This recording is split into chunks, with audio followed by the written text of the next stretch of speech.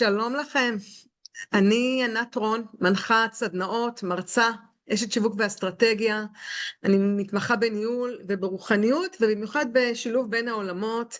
אני ממש שמחה להציג בתחילת השרשרת החדשה בנושא אזור הגאונות, המקור ליצירת החיים שאוהבים, את המומחה בתחום, את דוקטור יורם גלי.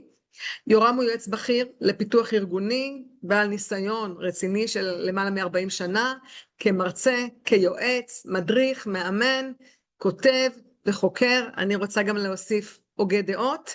בעיסוקו יורם בונה יכולות צוותיות ואישיות, מלווה מנהלים, מלווה אנשי מקצוע וצוותים, גם בארץ, גם בעולם, אבל בייעוד שלו הוא למעשה מחבר, מפתח ויוצר. לצד שני תחומי המומחיות האלה, התנהגות צוותית וטיפול ממוקד פתרון, יורם מוביל את הפיתוח ואת ההדרכה של אזור הגאונות החדש, וזה מה שמוביל אותנו למפגש הבוקר. יורם נהנה להזמנה לפתוח את השרשרת בנושא אזור הגאונות, שזה בעצם הפוקוס של ההרצאות והסדנאות שהוא מקיים בארץ ובחול. אז לאחר כל ההקדמה המפוארת הזאת, שלום, בוקר טוב יורם, ותודה שאתה כאן היום. בוקר מצוין, אני שמח להיות, וכמובן אני שמח לתת במה למושג הזה שאני מאוד אוהב. אז זה כיף להיות איתך. אתה בעצם יצרת את המודל שנקרא אזור הגאונות החדש, ואתה קצת תספר לנו מה זה בכלל אזור גאונות, ואחר כך תסביר לנו גם מהו החידוש. אז על החידוש יהיה בהמשך. אני אתחיל ואומר בצורה הקצרה ביותר שאזור הגאונות זה אותו מרחב של תמהיל של יכולות ייחודיות ומבריקות שיש לאדם, שכשהוא מפעיל אותם בזמן שהוא עושה את מה שהוא הכי אוהב לעשות ונותן ערך לזולת, הוא נמצא באזור הגאונות. בקצרה זה אומר 3 מעגלים: מה אני הכי ייחודי ומבריק, מה אני מאוד אוהב לעשות, ומה יש בזה גם ערך לזולת. כשאני נמצא בשלישייה הזאת, במרחב הזה, אני באזור הגאונות. להגיד על זה כמה מילים. אז בבקשה. התפיסה שבנויה על הרעיון שיש לכל אחד מאיתנו 4 אזורים. אזור אי היכולת, שזה אותו אזור שאנחנו לא יכולים לעשות, לא יכולים, לא יודעים, לא מדברים סינית, לא מבינים בהנדסה, לא מבינים במכשור, כל אחד אבל בתחום זה משהו שלו. שיכול להשתנות בעצם? זאת אומרת, אנחנו יכולים לקחת את הסקיל הזה ולהפוך אותו לאזור שאנחנו כן יכולים? במקרה הזה כן. למשל, החתן שלי יום אחד גילה שיש לו פאנצ'ר, ואז אמרתי לו אין בעיה, אני אלך ואתקן לך, כי הוא לא ידע. ואז הוא ביקש ממני: לא, תן לי לעשות את זה, תעמוד לידי ותחנוך אותי, תדריך אותי בקטע הזה. אוקיי. וראיתי גם שאני נותן כל מיני טיפים, כמו לשחרר את הברגים טיפה לפני ששמים את הג'ק וכן הלאה. אז זה היה אז אזור אחד, מעגל אחד. אז אני אומר, במקרה הזה, באותו רגע, העברתי אותו מאזור אי היכולת לאזור היכולת. זה עוד לא אומר שהוא אוקיי. מתעסק בזה. אזור היכולת זה אותו אזור שבו אה, אנחנו, כל אחד מאיתנו, יכול לעשות. יכול להיות שאנחנו לא אוהבים, או זה לא מדליק אותנו לעשות, אבל זה חלק משגרת היום, ואנחנו בהחלט עושים את זה. ומעל אוקיי. זה יש את אזור המצוינות, אותו אזור שאנחנו מאוד טובים, מקבלים על זה שכר, מעריכים אותנו וכן הלאה, ולכאורה זה יכול היה להיות הפסגה. ואז אני אזכיר אותו אחר כך, גיי הנדריקס טבע את המושג אזור הגאונות, שזה אותו אזור שהוא מעל ומעבר לאזור המצוינות, ששם כאמור אנחנו הכי טובים, אנחנו בזרימה מאוד נהנים לעשות את זה, וכמובן יש גם איזה תוספת ערך או השראה או השפעה על אחרים.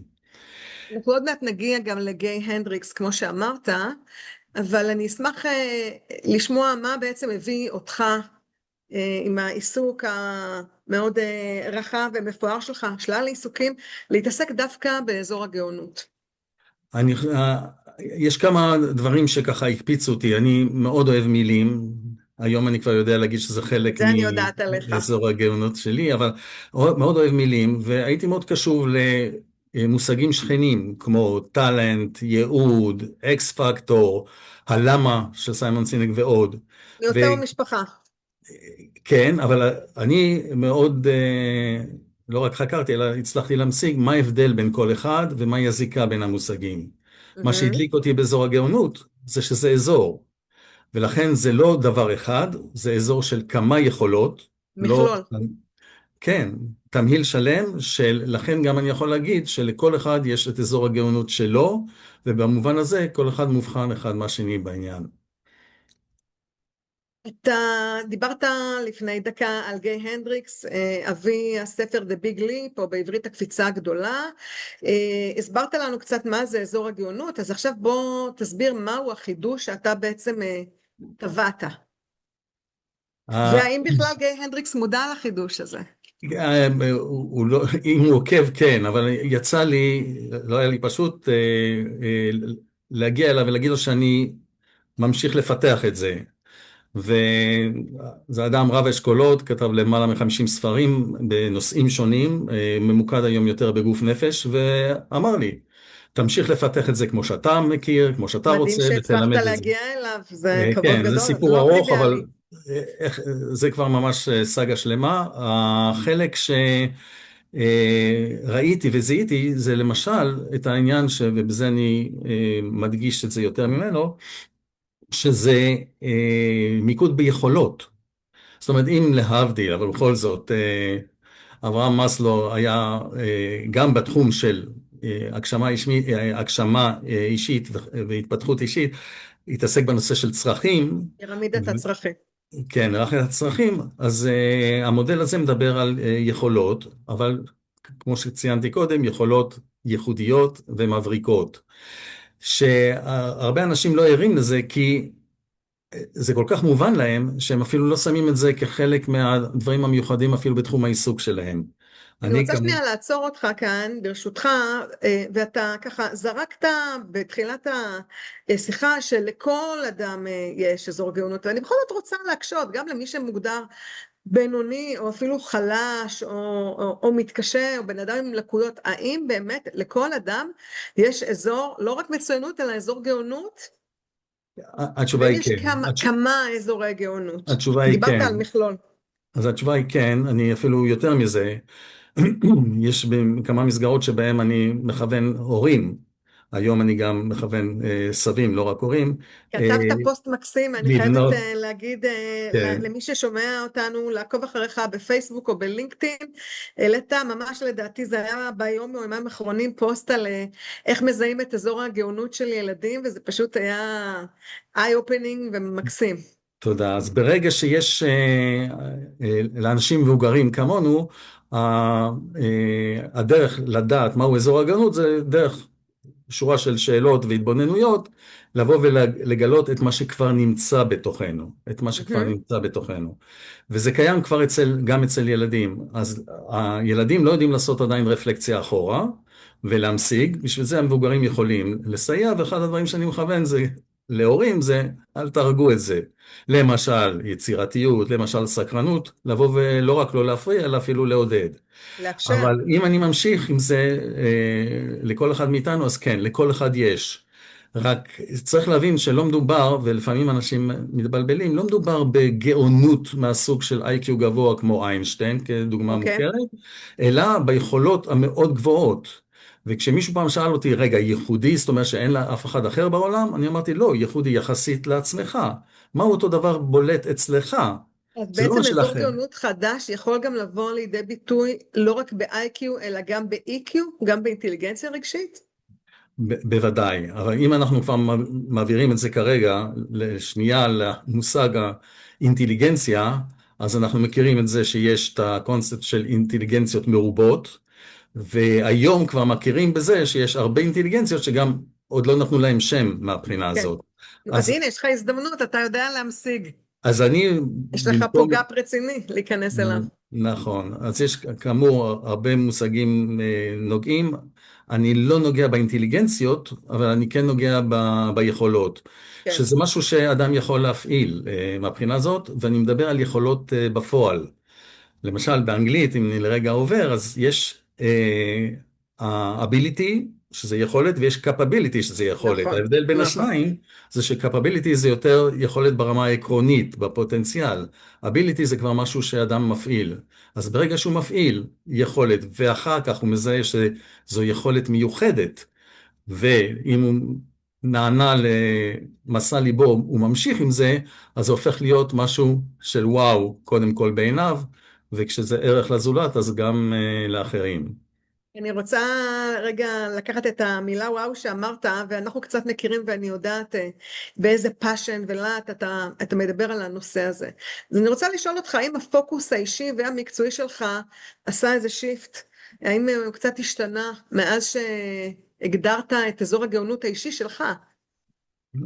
בלי ספק, אחד המסרים שלי, קודם כל אני אגיד בזה שאם עד לפני קרוב ל10 שנים הגדרתי את שני תחומי המומחיות שלי בעולם של פיתוח ארגוני, צוותים, שעל זה גם כתבתי ספר שגם תורגם לאנגלית, וטיפול ממוקד פתרון, אז עכשיו אני מוביל את אזור הגאונות, מבחינתי זה נמצא בקדמה. גם אני על זה יכול אתה כותב להגיד ספר? סליחה? גם על זה אתה כותב ספר? הוא כל הזמן נכתב, הפוסטים זה סוג של ספר נכון, אתה בבנייה. יכול לאגד אותם בקלות, נכון. אני יכול יחד עם זה לציין, את אמרת, ציינת שאני מחבר דברים. אז למשל לפני 3 שנים הנחיתי סדנה בחו"ל, שהכנס היה בנושא של טיפול ממוקד פתרון, אבל דיברתי על אזור הגאונות ממוקד פתרון, ואיך משתמשים בזה באזור הגאונות בגישה ממוקדת פתרון. ברגע שעשיתי דבר כזה, כבר הוספתי וחיברתי בין דברים. כלומר, אתה אומר שיש זליגה לתחומים האחרים שאתה פעיל בהם, יש, ואתה בעצם עושה איזו מתיחה אלסטית של תחומי העיסוק האחרים עם הספוטלייט של אזור הגאונות החדש. כן, והמסר המרכזי שלי הוא לחיות באזור הגאונות. אז אם זה לחיות באזור הגאונות, זה זה נושא לא, השרשור החדש. כן, אבל זה לא רק, מה שאני רוצה לומר מבחינתי, זה שזה לא רק בעבודה, כי הרבה פעמים אנשים מחפשים איפה זה בא לידי ביטוי בעבודה, אלא בחיים בכלל. אז כן. זה יכול להיות עם המשפחה, וזה יכול להיות עם חברים, וזה יכול להיות... אצלי למשל, מכיוון שאני מחבר בין מושגים ובין פרדיגמות, האזור הגאונות האישי שלי הוא טרנספורמציה של ידע מבוסס מילים, כאילו איזה שינוי, איזה חיבורים אני עושה במילים. ואז חלק מזה יכול לבוא למשל לידי ביטוי בהומור. אז אני יודע כבר לזהות שכשאני מפיק, כשאני יוצר הומור, לא רק כשאני נהנה מהומור של אחרים, אז אני עושה את זה על בסיס מילים, משחקי מילים, משמעויות, הקשרים וכן הלאה. מכיר וחי את אזור הגאונות שלך, ובזה אתה, אפשר להגיד, נבדל מרובנו. שלרובנו זה בעצם מסע לגילוי עצמי ולכוונון החיים שנחיה לאור הגאונות הזאת, ובעצם נהנה יותר ונפיק יותר ונהיה יותר במשמעות. מה בעצם יכול לקרב אותנו לחיות באזור הגאונות שלנו, ואיך באמצע החיים אפשר פתאום לגלות את זה? אז חלק מהתשובה טמון בהקדמה לפתיחת התחלת המבוא. כמו שאני אומר, אני נדהם, אבל מתברר שאני פוגש אנשים שלא שמעו מעולם את צמד המילים אזור הגאונות. הרבה. וכשאני אומר להם שאני מתעסק בזה, הם גם לא יודעים איפה למקם את זה. כאילו מה, זה תפיסה, זה גישה, זה אפליקציה, מה זה מהבחינה הזאת? וכשאני רוצה להציע למישהו לעשות איזו שיחה מקדימה בעניין, הוא אומר לי, לא, לא, אני לא גאון, עזוב, זה אפילו מרתיע אותם. אנשים שמכירים, אז כבר רוצים לדעת איך להרחיב את זה, איך להעמיק, ואיך לזקק ולהגיע לניסוח מאוד ברור של מהו אזור הגאונות שלהם.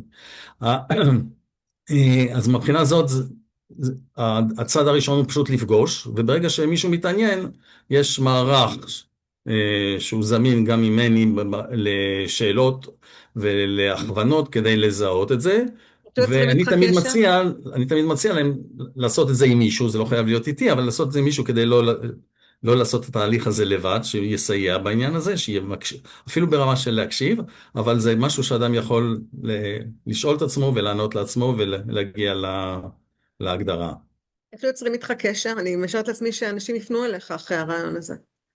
כן, אז מהבחינה הזאת יש לנו, מעבר לאתר, שזה הדרך הטובה ביותר, ולהגיע לטלפון שגם זה יהיה נגיש, אני חושב שחשוב לדעת שיש גם דברים נוספים, כי את הזכרת אה, את השם של המודל. עכשיו, המושג המרכזי הוא אזור הגאונות, אבל המודל שאיתו אני עובד זה אזור הגאונות החדש, ונתתי את השם הזה כדי להבחין את זה מהמודל של גיי הנדריקס, שהוא מדבר על הקפיצה הגדולה. הוא כן, למודל שלו קורא הקפיצה הגדולה, ובמודל אני מציג עוד כמה דברים, כמו למשל, אני מדבר על חסם הגבול העליון, שזה חסם דו-כיווני, הוא גם מונע ומפריע לכל אחד מאיתנו לעבור מאזור המצוינות לאזור הגאונות, אבל גם כשאנחנו נמצאים כבר באזור הגאונות, הוא עוזר לו, עם או בלי מירכאות, לצאת משם חזרה לאזור המצוינות או לאזורים האחרים. בכלל, מאוד, במהלך החיים אנחנו עוברים בכל ארבעת האזורים. כן. האתגר וההכוונה שלי זה לראות איך בזמן די קצר אפשר מקסימום זמן לחיות באזור הגאונות, שהוא כמובן, אולי יומרני מדי להגיד גן עדן, אבל זה המקום שכדאי לכל אחד להיות בו. טוב, זו בשורה ענקית, ענקית לכל מי ששומע אותנו, להבין שגן עדן הוא אפשרי. עכשיו השאלה נשאלת, ושאלה פילוסופית, מהו גן עדן? אבל בעצם הגישה אומרת שתמיד אפשר לשפר ותמיד אפשר להתקרב אל עצמנו ולהיות בייעוד שלנו, להיות בנתינה שלנו. ואני רוצה לקחת אותך כמה שנים, כמה וכמה שנים אחורה, אל הילד שהיית, ובראייה ככה רטרוספקטיבית לשאול אותך מה בילדות לדעתך הביא אותך לעיסוק שלך היום, ואיפה היו נקודות החיבור בין הילד לבין אזור המצוינות, אזור הגאונות. אני חושב שיש יותר מתשובה אחת לזה, אבל אני אקדים ואומר שהשאלה שאת שואלת אותי היא אחת השאלות שאדם יכול לשאול את עצמו כדי לגזור מתוך זה, למשל איזה אירועים היו בחיים שיכולים לכוון ליכולות שהתפתחו. אני מגיל 5 עד 8 גרתי בפריז, בצרפת. אני למדתי קרוא וכתוב צרפתית לפני שלמדתי עברית.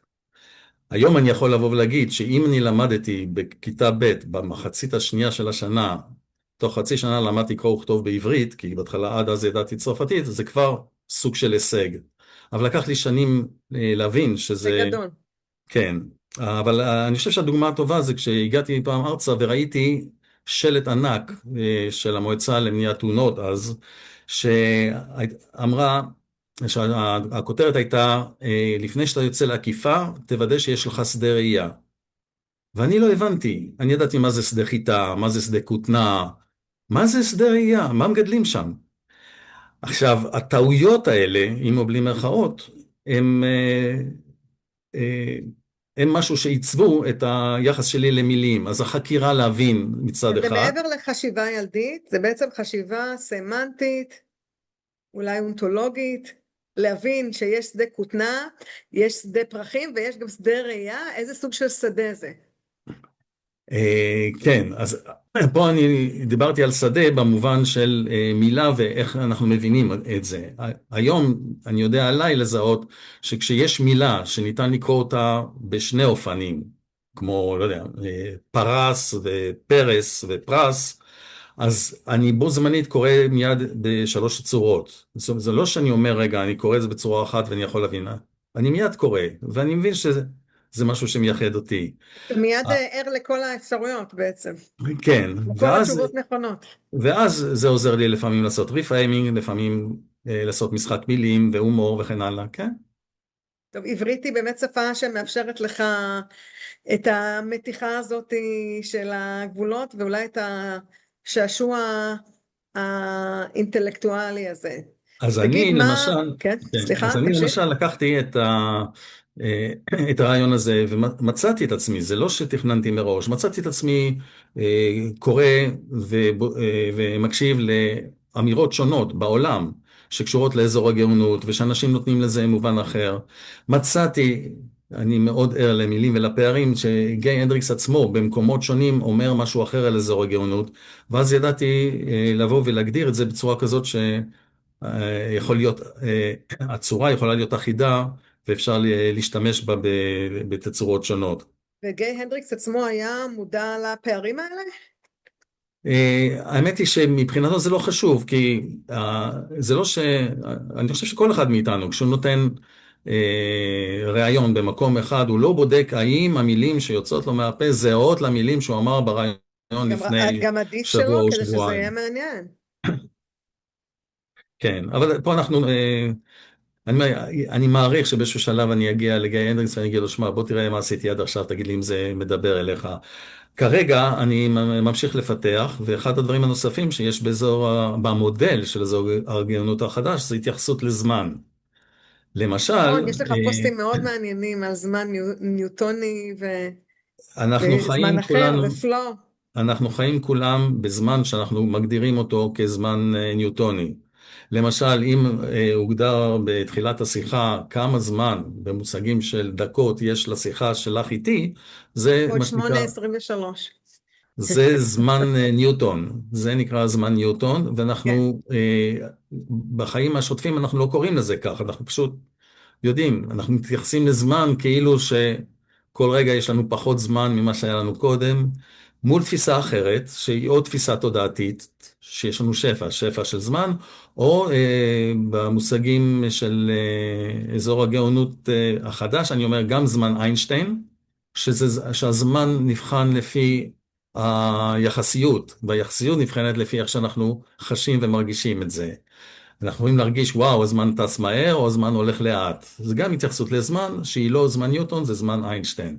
הנושא של הזמן משותף לשנינו, כי אני גם חוקרת את הזמן בעיסוק שלי של ניהול זמן וניהול אנרגיה, ותן לי לנחש שכשאתה עובד על נושא של אזור הגאונות החדש ונגזרותיו, אתה בזמן איינשטיין בפלואו, והזמן ככה הופך להיות לפחות משמעותי, כי אתה נהנה ומתלהב.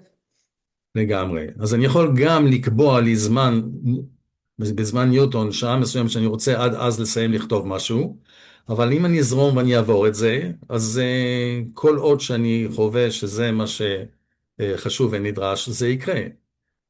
לכן לחלק הזה אין מגבלה, ואני היום יודע לשחק בין זמן ניוטון לזמן איינשטיין, מתי לחשוב כך ומתי לפעול אחרת. כשאנשים מתייעצים איתי בנושא הזה, אז לשם אני מכוון אותם. אז בעצם כשאנחנו באיזשהו סוג של פלואו ופחות ערים לזמן בצורתו השעונית, נקרא לזה ככה, זה אינדיקציה שאנחנו נמצאים או מתקרבים לאזור הגאונות שלנו? לא, כשאני מדבר, אמרתי את הזמן, אמרתי על מרכיב מסוים במודל של אזור הגאונות. אז אם אדם רוצה לדעת האם אני נמצא באזור הגאונות שלי, האם אני חי באזור הגאונות שלי, אם הוא יענה כן על שלושת הדברים, שהם שלושת התחומים, שלושת המעגלים של אזור הגאונות, האם אני מתעסק בדברים שאני מבריק וייחודי בהם, האם אוקיי, זאת כשאני השאלה עושה את הראשונה. זה, אני עושה את מה שאני הכי אוהב, והאם תוך כדי זה יש גם איזשהו ערך שמישהו בעולם, זה יכול להיות יועץ, נועץ, אם אני נותן לו ייעוץ, אבל זה יכול להיות חבר, זה יכול להיות פשוט לעולם, משהו שמישהו מקבל ורץ איתו. כלומר, השאלה השלישית היא סוג של must, כן? אני מבינה שזה משולש ושוקיים. זה חייב להיות גם משהו עם תרומה, משהו עם נתינה, משהו עם אימפקט? אז אני אומר, החלק השלישי הוא הנתינה. אם יש ערך לזולת, אם מישהו קיבל מזה משהו, אם מישהו נהנה, קיבל רעיון, קיבל השראה, קיבל סיוע, עזרה, כל דבר מהבחינה הזאת, אז אנחנו נבוא ונגיד, יש נתינה. כשאנחנו רוצים לפתח את המעגל הזה אצלנו באזור הגאונות, אז אנחנו לומדים להכיר יותר את חשיבות הנתינה, הרווח שלה וכו'. התמהיל של כל השלושה, זה מרחב אזור הגאונות. כל השיחה הזאת נשמעת טוב ואולי טוב מדי, קצת אוטופית, ואני רוצה לשאול בכל זאת, אילו חסמים יש לנו מלגלות ולממש את הגאונות הטבעית? בכל זאת כולנו אנשים עסוקים, ואנחנו חיים באופן שהוא לא סטרילי ולא אמפירי, עם בעיות ובלת"מים, אתה יודע, החיים הם כמו החיים. לא לכל אחד יש פתאום זמן לצאת לחקר האזור הגאונות האישי. אני, מה חוסם זה שאלה ראשונה, ומה מאפשר את הפירוק החסם זה השאלה השנייה. חלק מהתשובה טמון בשאלה, זה להכיר בזה שיש חסם. ברגע ולא שאנחנו... כולם מכירים בזה, כי כן, כן, יש כן. גם אנשים שבכלל לא ידעו, עד שהסברת שבכלל יש כזה דבר אזור גאונות, שלא לדבר על אזור גאונות חדש. אז אני אומר, החלק של אותו חסם מוביל, מעבר לכל הפרעות יומיומיות, החסם המוביל יש לו שני מרכיבים. האחד זה מנגנון הרס, שכאילו אנחנו חיים שאי אפשר ליהנות כל הזמן. שאני הייתי אמונות מציע לשים את זה. מגבילות. זה יהיה הדבר השני, אבל אני אומר, קודם כל, יש חסם. זאת אומרת שאנחנו עשויים בצורה לא מודעת להרוס, גם כשיש משהו טוב שקורה. אני זוכר שחזרתי פעם מיום קסום עם כל המשפחה, ואמרתי לעצמי בלב, תוך כדי זה שאני נוהג, וואו, איזה כיף. היה לי יום נהדר, ואז מיד עלה לי בראש, רגע, האם יכול להיות שאני ארוס את זה עכשיו? כי הרי המנגנון ההרס חייב לעבוד. אמרתי, אני יודע את זה, אני אדאג שזה לא יקרה. ואז רעייתי, האהובה איזה מודעות. שישבה לידי, אמרה איזשהו ביטוי לגבי אופן הנהיגה שלי. ראיתי איך שעולה לי לענות לה, ואמרתי, רגע, אני לא חייב. הבנתי שאם אני עונה לה, אני מפעיל את מנגנון ההרס, לא היא. אז אני אומר, לזהות מה אומרת, מקפיץ. מיקוד שליטה פנימי. בדיוק, בדיוק. והדבר האחר, את ציינת, אמונות מגבילות. יש אמונות מגבילות, שגם העסיק אותי. גיא הנדריקס הציע 4 אמונות מגבילות, אני לא אפרט אותן כרגע, אבל אני אקח אחת מהן, ומה שתהיתי זה למה רק 4? אלה שאלות, ככה אני עובד, למה רק 4 ולמה 4 האלה? ויכולתי לראות שהמשותף, המכנה המשותף לארבע האמונות המקבילות האלה, הוא שהם כולם כאלה שיושבות על מה שאני אגיד, הוא לא אומר את זה, על פחד מהצלחה. זאת כן. אומרת, אחת מהן, Outshining, האמונה המקבילה של בוהק יתר. אני לא רוצה להראות כמה אני חכם, אני לא רוצה להבריק, אני לא רוצה לתת לזה ביטוי, כי אולי אני אגרום לאחרים שנמצאים לידי להיות בצל. להקטין אותם או להקטין לאיים אותם עליהם. וכן הלאה. עכשיו, זו אמונה שמגבילה אותי מלבוא במלוא הברק שלי. זה כמו מישהו בהתנהגות אחרת יכול להגיד, אני מעדיף לפעול מאחורי הקלעים. ואז יגידו לו, בוא תעלה על הבמה, ואחרי שתעלה על הבמה, בוא תראה אותך עומד בשורה הראשונה על הבמה. אז אני אומר, כשאנשים מוכנים להיות במקום הזה, ולשחרר את האמונות המגבילות, שמפריעות להם מלתת ביטוי מלא ועוצמתי ליכולות המאוד מיוחדות שלהם, אז הם נמצאים במקום מצוין. האמונות מדהים. המגבילות עובדות, הם יעלו מדי פעם. זה יכול להיות שאצלי אני אבוא להגיד, יש לי משהו חכם לומר, אבל אולי לא כדאי להגיד עכשיו, כי אולי זה לא התזמון. כן, אולי כדאי לתת כבוד למישהו אחר. נשאר לנו לפי הזמן הניוטוני 1:08, ולמרות שיעל אמרה שזה בסדר, הייתי רוצה ככה לסיים עם שאלה, מהו הדבר הבא עבורך? מה הלאה? אז אני אגיד את זה לכמה כיוונים. קודם כל, בשבילי, הלאה זה להמשיך. המסר, וככה גם הקורס, לחיות באזור הגאונות, בנוי שהחלק הראשון, המפגשים הראשונים הם להגדיר את אזור הגאונות, וההמשך זה לטפח, להמשיך, להעמיק בזה, להרחיב, ולראות איך עושים את זה יותר זמן במהלך. מהלך היום, מהלך השבוע, מהלך החודש, בחיים בכלל. אז, ולהעביר את זה הלאה. זה הדברים שאני עושה. מבחינתי, לבוא ולדבר כאן על זה היום, זו עוד תרומה שלי, כדי שאנשים יבואו ויכירו. אם יגיעו אנשים נוספים וכל אחד יוסיף לשרשרת של אזור הגאונות, אז ככה זה מתפתח ומגיע גם לאנשים נוספים. לאחרים הייתי אומר שברגע שאתם מכירים את אזור הגאונות שלכם, תראו איך אתם נמצאים שם את מרב הזמן. יורם, אנחנו בעצם הגענו לסיום של הפרק הראשון בשרשרת בנושא אזור הגאונות, המקור ליצירת החיים שאוהבים. אתה היית האורח הראשון. אני באופן אישי מרותקת לנושא, אז תודה רבה לך.